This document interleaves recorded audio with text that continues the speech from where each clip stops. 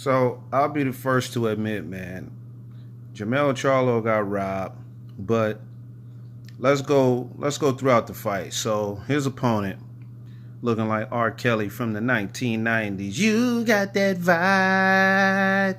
He looking like that, looking like Dragonfly Jones from Martin, looking like Martin playing Dragonfly Jones, man. I mean, that was his opponent. So let's just get to the fight.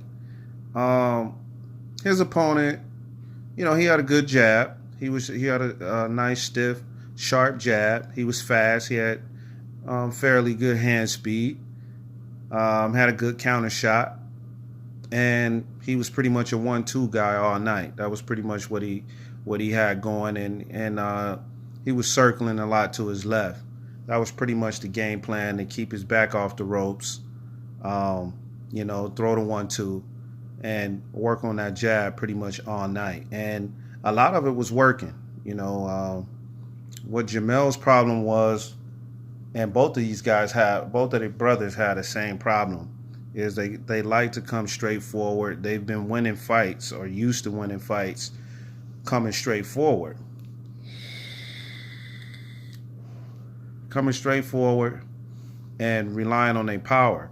But as you start progressing up in the ranks against stiffer and tougher competition, it's a little harder to just rely on one or two things. You have to start doing a lot of different things. You have to give guys different looks. Sometimes it's about, showing guys one thing and then switching it up and doing another. You can show them your jab in the first couple of rounds, and then after that, you start picking your shots towards the body. Or you can, go to the body and start picking your shots to the head. Or you can choose to go to the body for 6 rounds and then get off of the body, in the next 3 rounds, and then, go to the head and then mix up your attack in the last few rounds. You see what I'm saying? So you got to start giving your opponent different looks. Maybe it's not about the punches. Maybe it's the footwork this time. Maybe you can work on footwork. So maybe you can start doing feints, throwing feints at them a lot and setting up your attack that way, or start showing them traps. All of the traps that you worked on in the gym. Things like that. You have to start giving your opponents different looks because they've been seeing the same thing on film. In your last 16 fights. They've already seen enough of what you have to offer. Now it's just about getting in the ring and actually getting a feel for it, getting a live feed, on you, and committing it to memory, and processing what you worked on in the gym and what you saw on film. So he's coming straight forward.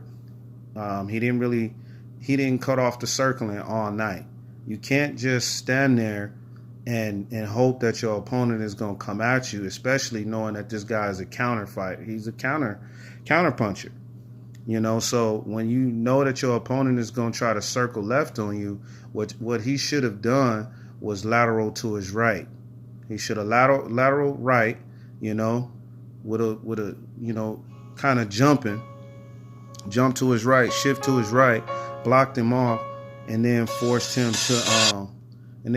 him back to his right. If he would have felt like he needed to go right, I don't think that he would have done it. He would have went backwards instead. And if he would have went backwards, then that's when you would press the attack and try to land that overhand right he was trying to land all night, or go straight down the pipe, or you could throw the left hook. Either way, he would have been off balance, and you would have been able to get him out of there a lot faster. He had him hurt, at least 3 times in the fight, and he got hurt himself, coming straight forward and trying to load up and throw a big shot, and ended up catching a counter shot straight down the pipe, and he was catching that shot a lot of times in the fight, but, he got caught flush at least twice, in the fight. So that's pretty much what was happening in that fight. And I would say, the earlier rounds, guys were switching off on who was winning. More so, Charlo was, I would say he was pretty much taking the lead from like the second to about maybe the fourth. and then his opponent was loading up on him between maybe the fifth and the sixth, and he started backing off in like the seventh round. From the seventh to about like I would say maybe close to the 10th round, he started backing off, and Charlo ended up having him hurt. I think maybe in the 10th or the 11th, and he just backed off. I mean, he didn't. It wasn't that he backed off of him. He let him gain his senses, and he wasn't able to get him out of there. And his opponent started grabbing him, holding him, and just gaining his senses. So you got to have a plan for all of that type of stuff, especially in these championship fights where guys are coming to try to take the title.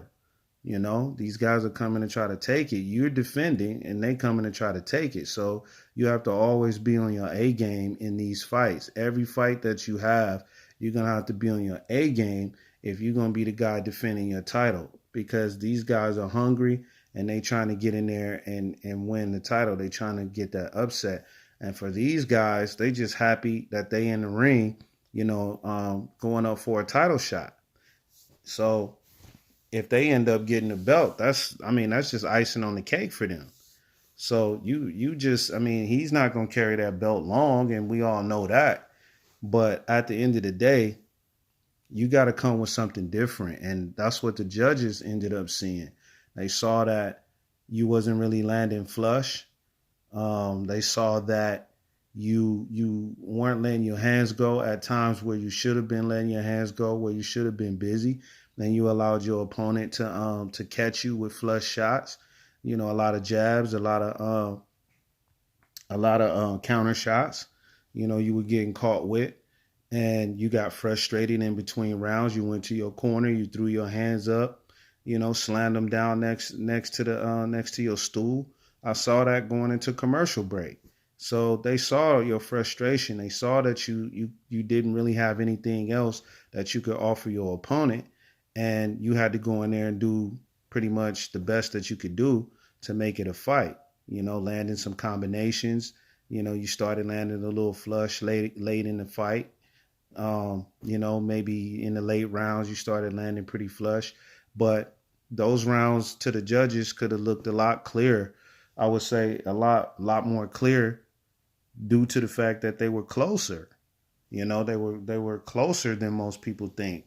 And the 115, 113 card was accurate, but I thought it was more so for Charlo because he started pressing the action late in the fight, in between like the 8th and 9th, and the 10th.